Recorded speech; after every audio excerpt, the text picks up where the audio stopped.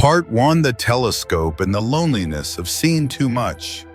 Imagine walking into a lively party, laughter echoing glasses, clinking small talk floating around about work, the weather, and bits of harmless gossip.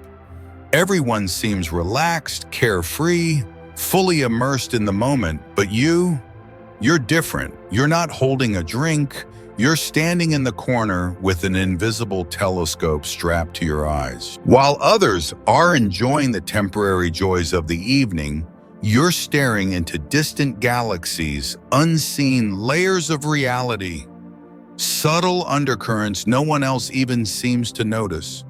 You try to point them out.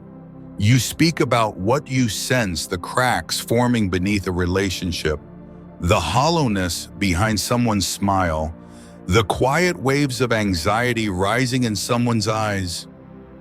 But no one sees them. They look at you like you're speaking a strange language. So slowly you learn to fold up the telescope. You smile, nod, and join the conversation as if you too are seeing the same simple reality. That's a feeling many deeply sensitive people know all too well. It's not the loneliness of being alone. It's the loneliness of not being able to share what you truly see.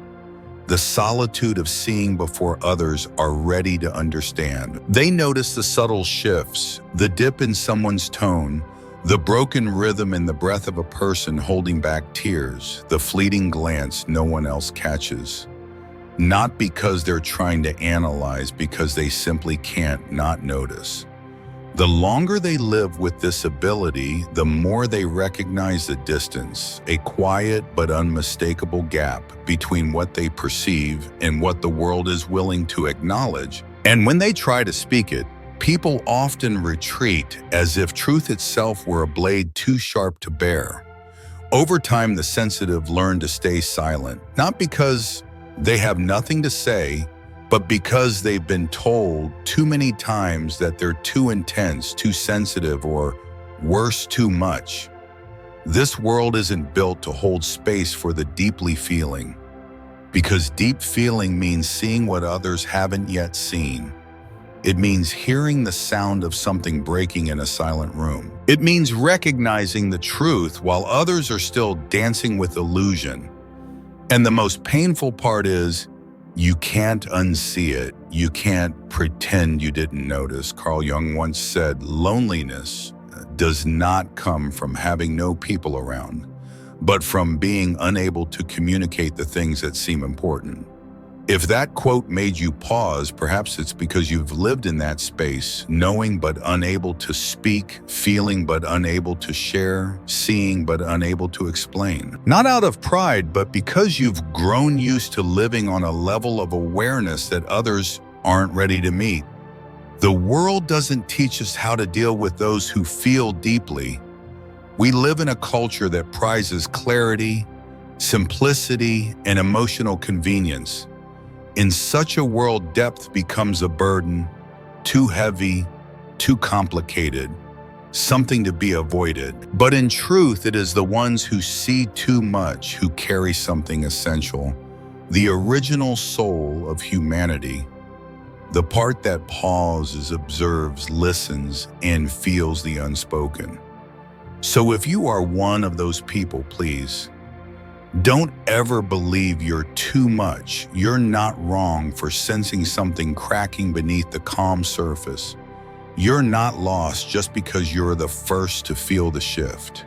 You're not weak because your tears fall when someone else is hurting.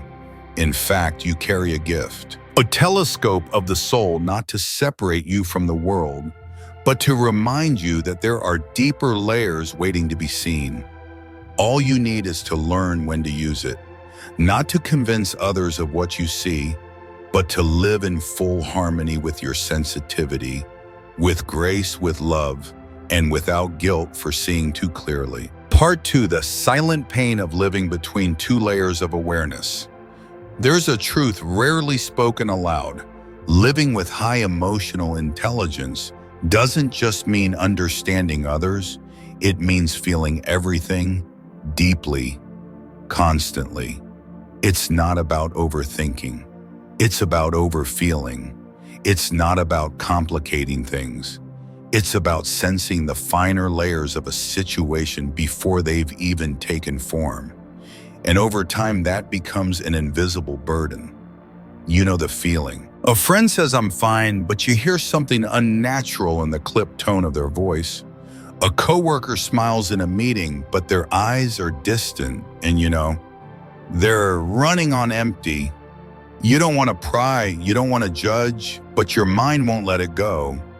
You feel everything they're not saying, and it wears you out. The outer world tends to celebrate logical intelligence, fast thinking, surface confidence. But for those who feel deeply, who live on that subtle plane of awareness, they're not just processing data. They're carrying the unnamed emotions of others. They read the room before anyone else. They sense when something's off long before others notice, and that makes them different. Sometimes disconnected, sometimes isolated. So they learn to stay quiet, not because they don't want to share, but because every time they speak their truth, people grow uncomfortable. An honest sentence can make a room freeze. A simple truth can cause others to pull away. They've spoken up before and been called too negative, too sensitive, too analytical. So eventually they hold back. They speak less, choose safer words, and perhaps most painfully, they begin to doubt themselves. They start to ask, am I overcomplicating things? Am I just overthinking again? And little by little, they trade truth for comfort. They trade depth for belonging. They keep understanding others, but rarely feel understood themselves. Carl Jung once said, "A man who knows more than others becomes lonely." Because awareness doesn't just illuminate, it creates distance. You see things others aren't ready to face. You touch wounds they're still running from, and because of that, you can't fully blend into the air around you. You live between two realms, one where truths remain unspoken, and one where society favors ease, speed, and control. The deepest pain isn't knowing too much. It's pretending not to know. It's standing in moments where you clearly feel something is unfolding beneath the surface and being unable to name it, or worse, naming it and being dismissed as overdramatic. And so you become the silent bearer of unspoken truths. In a world that rarely thanks you for it, you get used to being the one who balances the energy in the room. You become skilled at adjusting your own emotions to accommodate everyone else's. But the price you pay is yourself. The exhaustion of always bending. The emptiness that lingers after leaving a conversation where you never said what was truly in your heart. But maybe, just maybe, you're not too sensitive. Maybe you're a living radar, a soul wired to perceive the unspoken, carrying both the ability and the responsibility to see what others can't. That isn't a flaw. It's a gift, if you learn how to wield it without losing yourself. Depth doesn't need to apologize. In fact, it deserves to be protected because it is a core part of who you are. Not everyone will understand. Not everyone will be ready to hear the truths you carry, but that doesn't make your perceptions any less valid.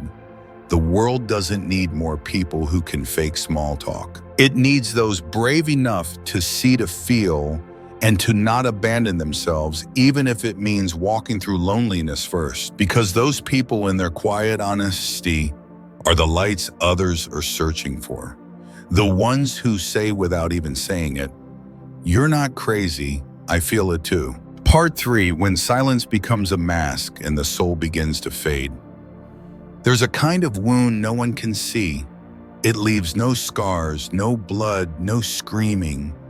It looks like a well-timed smile, a polite nod, a person who always says the right things. It hides behind calm eyes, gentle small talk, and the image of someone who is always composed. But beneath that, there's a soul quietly shattering. Not because of any one thing, but because it's been too long since they've been allowed to be real. This is the quiet tragedy of those whose third eye opened early, those who feel too deeply, see too clearly, and eventually pretend not to notice just to stay connected with the crowd. No one asked them to do this. They just learned after speaking the truth too many times and watching others flinch. That truth makes people uncomfortable, and so they chose the path of least resistance. Silence, but long-term silence, isn't peace. It's a kind of quiet death. Carl Jung called it soul loss. When you have to suffocate the most honest parts of yourself to fit into the world, you stop being you, you become an edited version, pleasant enough to be accepted, faded enough not to disturb anyone. You know this feeling. You've been in a conversation where someone said something off. The energy in the room shifted. You felt it. A glance darted away. A breath caught. A tiny pause between words. You noticed it all, but you said nothing. Not because you didn't want to, but because you're too used to being told you're making things too complicated. You knew if you spoke, things would get awkward. So you smiled, changed the subject, and let it slide. This is the most exhausting kind of silence. Not the silence of having nothing to say, but the silence of having learned that saying it won't matter. You become better at reading the room than reading yourself. You master fitting in, smoothing things over, keeping things light, but inside you're drifting farther from your own truth. Over time, you start to doubt your intuition. You ask yourself, am I just being too sensitive? Maybe I'm overreacting. But the problem isn't you. The problem is that you live in a world that prefers simplicity, and you were born to touch the complex, to feel the messy, layered truth of things that aren't easy to digest. And here's the hardest part. You begin to lose yourself in the silence. You still smile, still talk, still function, but the connection is gone. No one knows you're tired because you've gotten so good at hiding it that even you aren't sure where the pain is coming from anymore. Modern psychology calls this masking. Carl Jung, if he were alive today, might call it an internal unraveling. Because no one can live behind a mask forever.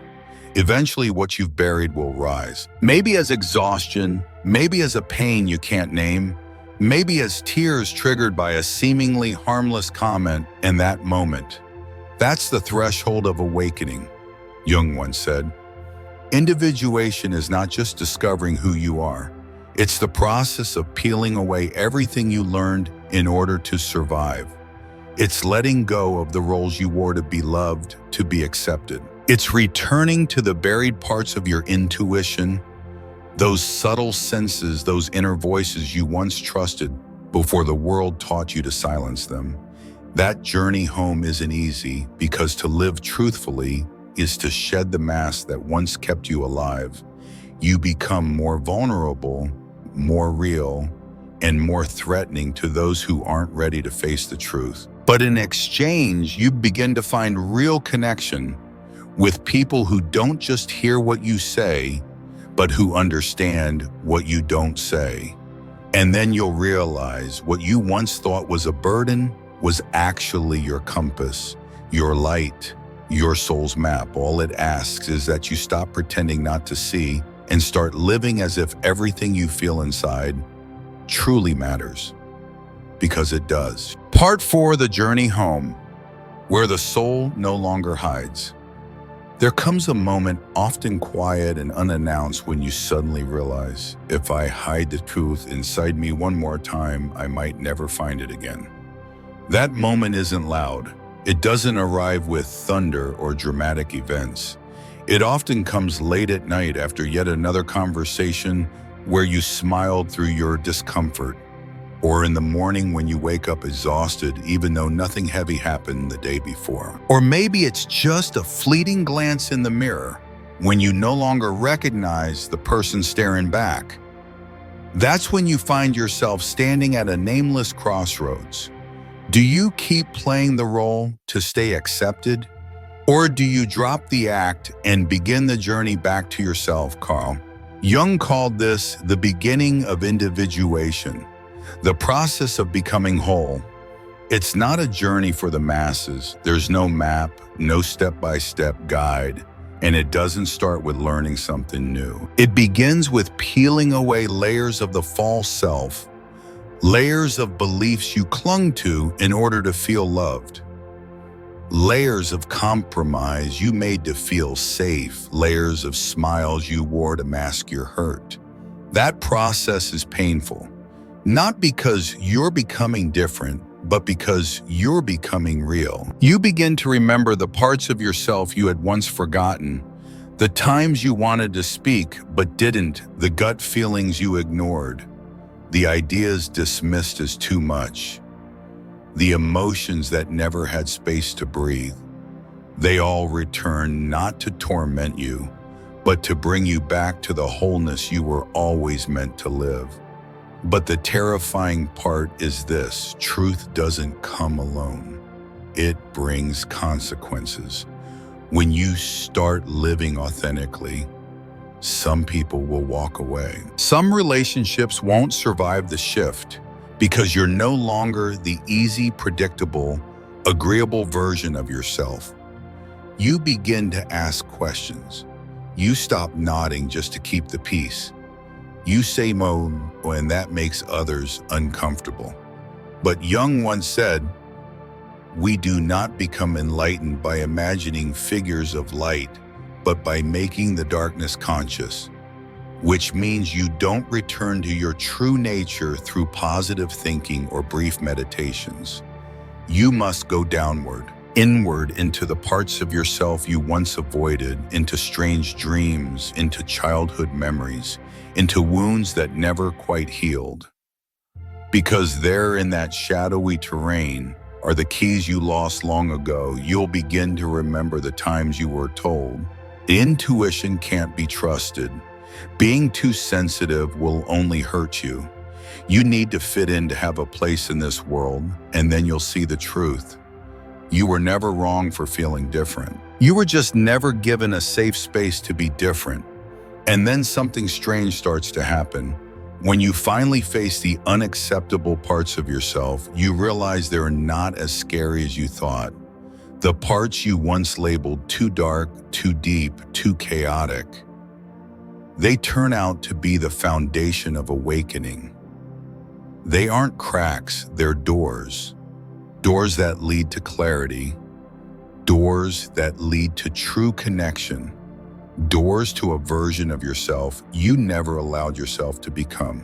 And then you understand, no one is coming to save you. No one else can live your truth. No one else can speak what you've swallowed, cry your tears, or heal the wounds you've hidden.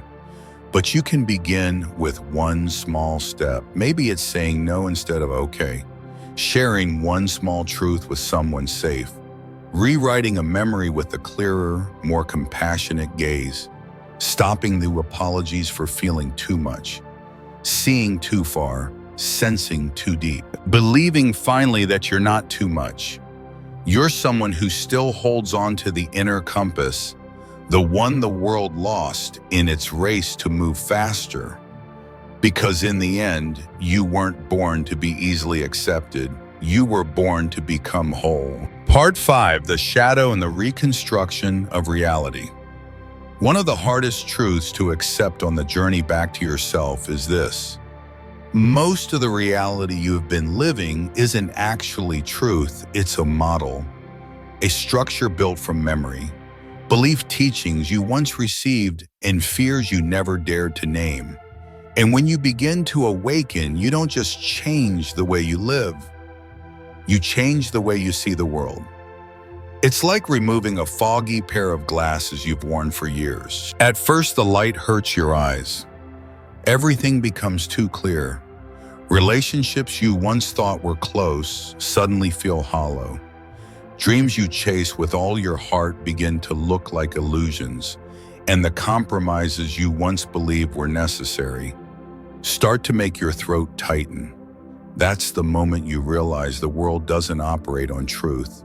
It runs on perception, and perception can be programmed. Carl Jung once said, "Until you make the unconscious conscious, it will direct your life and you will call it fate." Which means so many of the choices you've made, so many of the emotions you've carried, so much of the pain you've endured wasn't fate. It was the product of an inner reality you never paused to question. And as you begin to face that truth, you encounter what Jung called the shadow. The shadow isn't evil. It's made of the parts of you that were rejected, labeled wrong too much, or not allowed to exist. It could be the anger you've suppressed, the creativity you shut down to be practical, the wild, free, honest part of you hid to fit into the mold of a good person. The shadow doesn't disappear just because you ignore it. It retreats inward and waits. It creeps into your closest relationships. It bursts out when you lose control. It whispers in your mind every time you try to do something truly different. And if you don't consciously face it, you will live by its rules without even realizing it. But here's the miracle: when you dare to face the darkness, you begin to see the real light. You stop living on autopilot. You stop making choices out of fear, people-pleasing, or keeping the peace. You begin to question, not to rebel, but to understand, not to fight the world, but to redraw your inner map. That's the power of reconstructing reality. You begin to rewrite the stories you've been telling yourself. "I'm not good enough" becomes "I'm learning to accept myself." "I'll never change" becomes "I have the power to be reborn every day." "I have to pretend to be loved" becomes "I deserve to be loved as my truest self." You start to realize the outer world is just a mirror, reflecting the frequency of your inner world. When you change the frequency of your mind, everything begins to resonate differently. You don't need to destroy your old life to begin again. You only need to see it with new eyes. From there, you can live with more intention, more awareness, more depth. This isn't an easy path. Awakening always demands that you step out of your comfort zone, the place where everything is pleasant but vague, but the trade-off is worth it. Because what you gain isn't a perfect life, it's a real one. And in a world full of noise, confusion, and illusion, a real life, even if messy, even if unsteady, is the most precious gift you can give yourself. Part 6: Awakening. Not a moment, but a quiet journey. We often imagine awakening as something dramatic, a divine jolt, a sudden burst of light in the darkness, like a dream we wake up from and know without a doubt that we've changed forever. But in reality, it's different. Awakening doesn't arrive with thunder. It comes in the smallest, most ordinary, and most honest moments. It's the moment you almost say yes, then pause and say no. The first time you choose to be alone instead of smiling through discomfort. The morning you wake up and no longer want to do what the world keeps insisting you should. It's not glamorous, but it's real, and that's where it begins. Carl Jung never described awakening as a final state. To him, it was a process, a series of quiet moments when you truly see yourself. Not with judgment, not with denial, but simply see.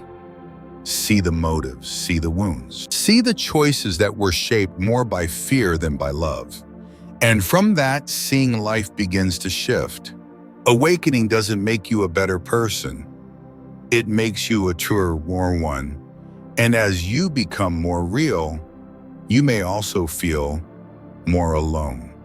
Not because no one is there, but because you begin to realize how many of your past connections were built on compromise, on watered-down versions of yourself, on knowing how to fit in. And when you stop playing the role, some people will back away. They don't leave because you've become worse. They leave because you've become real, and that forces them to look at themselves. Jung once said, "The privilege of a lifetime is to become who you truly are. But the price of that privilege is solitude." At least in the beginning, you will start asking yourself, why does everything feel different now? Why don't the old joys satisfy me anymore? Why can't I go back to who I was? And then you'll understand. Because you saw. And once you've seen, you can't unsee. Awakening isn't about adding something new. It's about removing conditionings, removing social expectations, removing that old voice in your head whispering, "You're not good enough. You're not changing to become someone else. You're changing to return to the version of you that was never distorted, to the heart that once believed the world could hold real love, to the eyes that once saw everything with wonder, not suspicion." And somewhere along that road, no matter how lonely it may feel, you'll begin to realize there are others like you, quiet, unassuming. They don't seek you out because of your fame or because you resemble someone they admire. They find you because they see you. They too once stayed silent in a crowd. They too once hurt because they saw too clearly. They too lived two lives, one on the surface just to appear okay, and another inside just trying to breathe. And now they're done pretending. When you live authentically, you become like a gentle magnet, drawing in other awakening souls. No need to chase, no need to shout. Just by being present, you become the answer someone out there is quietly searching for. And so you keep walking, not as a guide, but as a fellow traveler, someone who once stumbled, once doubted everything, once nearly traded truth for comfort, but ultimately chose the light, even if that light was faint, even if you had to walk alone. Awakening doesn't save you from pain, but it helps you stand strong in the middle of it. It doesn't give you quick answers, but it helps you ask the right questions. Most importantly, it teaches you to listen, not to the noise outside, but to the call within. Because in the end, you don't need to become someone great to be worthy of life. You just need to be fully here, in every breath, every choice, every step, no matter how small, as long as it comes from truth. Part 7, when you no longer want to run, there's a quiet moment on the path of awakening. It's not loud, not explosive, just an ordinary morning. You're sitting in silence with a cup of cold coffee, and you realize you don't want to run anymore. You no longer want to run from heavy emotions. You don't want to avoid the questions that don't have answers. You don't want to rush to find meaning in every bit of pain. You just want to stay. To stay with yourself, even if that self is still unfinished, still confused, still messy. You don't want to force yourself to be positive. You don't want to pretend to be okay. You want to be real, even if your realness makes others uncomfortable. Maybe you've spent your whole life trying to arrive somewhere, at some version of perfection, some ideal image, some place of absolute safety. But now, what you long for is peace within imperfection. To know that you're still learning, still stumbling, still growing, and that doesn't make you any less worthy. Carl Jung once said, "The most terrifying thing is to accept oneself completely, not because we're unlovable, but because we've grown used to loving a version of ourselves that's been edited. We've been trained to love ourselves conditionally, only when we're doing well, only when we're positive, only when we don't bother anyone." But now you begin to see every part of you deserves to be heard. The strong and the fragile, the radiant light and the quiet shadow, the easy laughter and the wordless tears, you begin to clear space inside yourself, not to cast out the bad, but to welcome home the parts you once abandoned. You name the fear, you rewrite the memory, you face the things you once turned your back on, not to conquer them, but to understand, to make peace. And then something becomes clearer, something you only vaguely sensed before. So much of your pain isn't about the present, it's about old cracks that were never healed. You're not mad at your current partner. You're still angry at the person who abandoned you in childhood. You're not afraid of the new you're afraid of the failure that haunted you long ago. You're not judging others. You're avoiding the mirror that asks you to face yourself. Jung called these buried parts figures of the psyche. They're always there, but until you become conscious of them, you'll continue living as if your unconscious reactions are your true personality. You'll repeat the same loops. Love, then pain. Closeness, then distance. Hope, then disillusion. Not because the world is cruel, but because you still carry doors within you that haven't been opened. And as you start to open those doors, you stop blaming, you stop calling life unfair, you stop seeing others as enemies. Instead, you begin to realize every collision in life is a mirror for your wounds, a mirror for your beliefs, a mirror for the way you've treated yourself. True awakening doesn't make you more perfect, it makes you brave enough to stop fighting yourself. You no longer run from sadness. You sit with it. You no longer chase love. You begin to hold yourself. You no longer ask, how do I stop the pain? But instead, what is this pain trying to teach me? And then the miracle begins. You feel gentleness returning to your heart, not the kind that pleases others, but the kind that forgives you.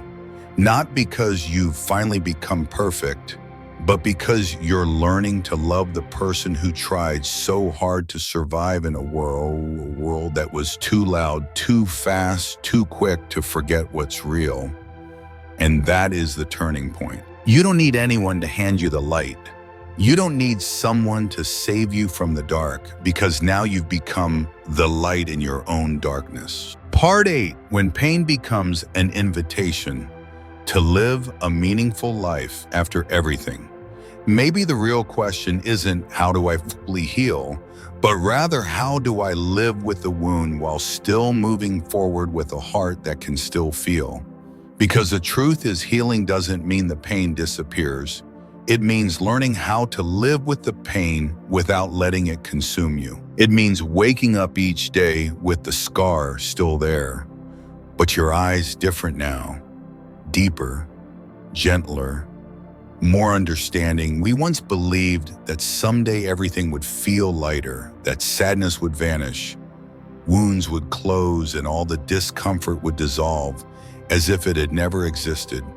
But then we realized life doesn't erase all pain, it teaches us how to hold it.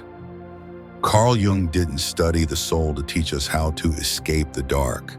He taught us how to talk to it. Not to make it disappear, but to bring it into consciousness, because darkness, when embraced, becomes a different kind of light. Not blinding, not flashy, but steady enough to illuminate the real questions. Am I living in alignment with who I really am? Each day, am I serving life or just survival? What do I want to leave behind, not just for the world, but for myself? And in that quiet intersection between pain and those questions, something begins to grow meaning. Not the kind of meaning used to bypass sorrow, not a rushed goal to escape emptiness, but a deep invitation from within. Let the wound become your direction. Let the heart that once broke become a place where light enters and flows out. You don't need to become the healer of the world. But if you've walked through the dark, you can do something profoundly simple. Be real and be present. present in the way you gently touch someone without needing words. Present in the way you listen, not to reply but to understand. Present in your choice to not cause harm even though you were once hurt. Present like a candle, quiet but undeniably there. Because in the end, the healing journey doesn't lead you to perfection. It leads you to a more meaningful life. And here's the beautiful truth. You, the one who once thought you were too sensitive, too different, too much. You are the one helping this world hold on to what's real. You are keeping emotion alive in a numb generation. You are preserving empathy in a world obsessed with speed. You are keeping humanity intact simply by refusing to lose your heart, Carl Jung once wrote. The most important question anyone can ask is, what myth am I living? Because you're not just living a life, you're rewriting a story of courage. The courage to look inward. The courage to stop trying to normalize yourself. The courage to embrace both light and shadow as inseparable parts of who you are. And if this journey ever feels too long, too lonely, too uncertain, remember, awakened souls always find each other, not through surface similarities, but through shared truth. You don't need to shout to be heard. You just need to live authentically and someone will recognize you. They won't ask why you're quiet in a crowd. They won't find it strange when you cry over something small. They won't need you to explain your intuition, your wounds, or your differences. They'll just meet your eyes and understand everything. Because sometimes the most meaningful thing isn't being fully healed. It's knowing you're no longer alone in the pain. Part 9, when truth is no longer a burden, but a source of life. For a long time, you saw truth as something dangerous. Something that if accidentally spoken could hurt others. Something that if lived honestly might cost you your stability, your acceptance, even your most important relationships. So you learned to live lighter, to say what others wanted to hear, to do what society could easily understand, to smile when it was time to smile, even when all you wanted was to cry, to nod along even when every cell in your body was screaming no. But there's one thing you didn't expect. The price of not living your truth is losing yourself, not all at once, but little by little. Each time you swallow what you really think, each time you ignore your intuition, each time you shrink to fit someone else's expectations, each act like a tiny drop slowly dripping into your soul, and one day you look in the mirror and realize you're not sure who's looking back. Carl Jung called this the conflict between the ego and the soul, when your outer self lives according to society, but your inner world is calling for something entirely different. And in that space between the two, anxiety, exhaustion, and emptiness are born, because nothing drains you more than trying to maintain a life that doesn't belong to you. But then one day you stop running. You stop trying to be normal. You stop folding yourself to fit into the box someone else built. You begin to speak your truth, even if your voice trembles. You begin to live your truth, even if no one claps for you and something strange happens. Relief returns. Not the fleeting relief that comes from escaping, but a deeper kind that comes from knowing. You chose honesty, even if it meant loss, even if it meant starting over, even if no one understood right away. Because in the end, you don't live to be fully understood. You live to stop betraying yourself. And when you live this way, clearly, quietly, without performance, you no longer feel the need to prove your worth, because truth carries its own power.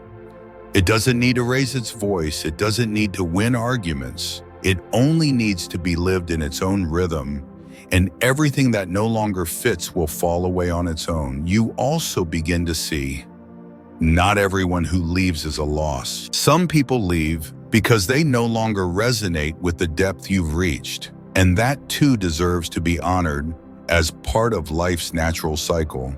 like leaves falling so that the tree can grow again. You cannot evolve if you cling to every connection just to avoid being alone.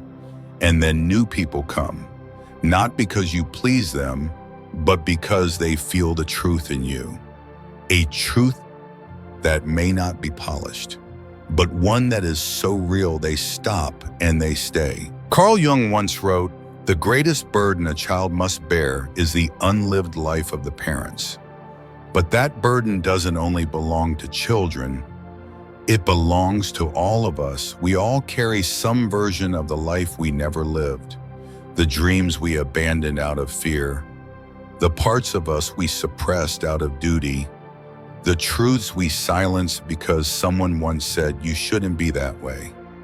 Now is the time to look back, not to blame, but to resurrect, to bring back the dream you once shelved, to breathe life into the emotion you once buried, to call home the soul you once traded for peace and quiet, not to rebel, but to be whole, not to fight life, but to fully live it. You no longer see truth as a burden. You understand it is your source of life, the underground stream flowing through every layer you once built to protect yourself. It's where your energy returns, where your inspiration rises, where your true self finally gets to breathe. And from that place, you no longer need to shout to be seen. You only need to show up as you truly are, and the light will find you. Part 10. When light and shadow become one. There comes a time when you sit down, not to analyze, not to search for answers, not to heal in a hurry, but simply to be present quietly, as if all the storms, all the questions, all the inner shifts have completed a full cycle, and now they're no longer things to push away or solve, but companions you can sit beside like old friends. You look into your light, the part of you that's always longed to shine, to be loved, to live in truth. And you also look into your darkness, the part that once carried wounds, held onto resentment, and hid away in silence. Both are here now, not fighting, not denying each other. They begin to learn how to coexist, Carl Jung once said.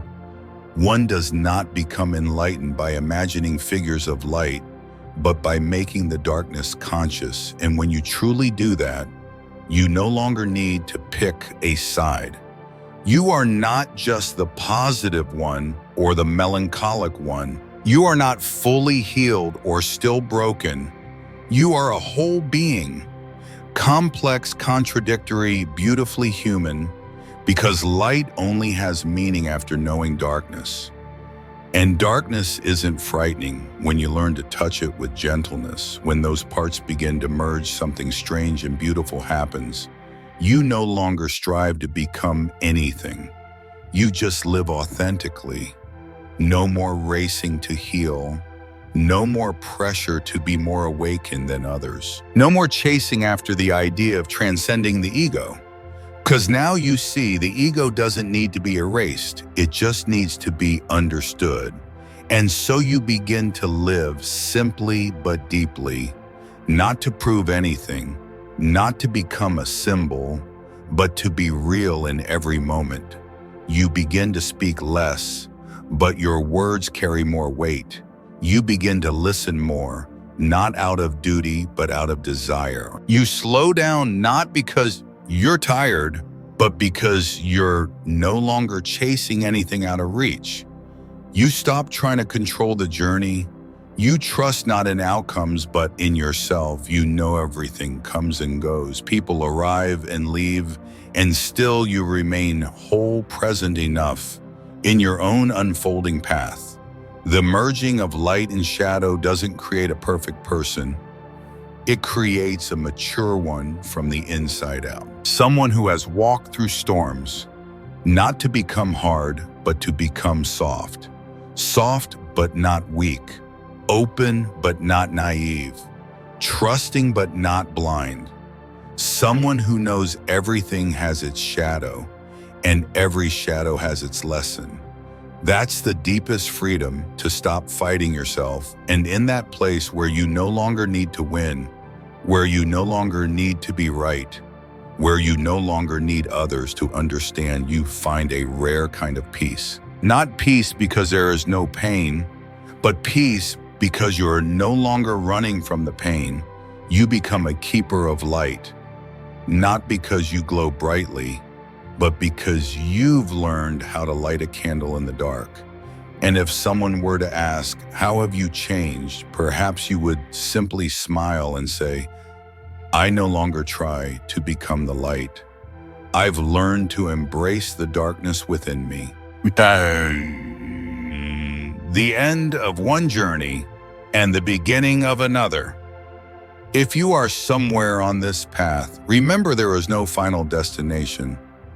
Only the return to yourself every day, little by little. And in this chaotic world, the most honest thing you can do is to live a fully human life, with a heart that still feels and eyes that still dare to look deeply.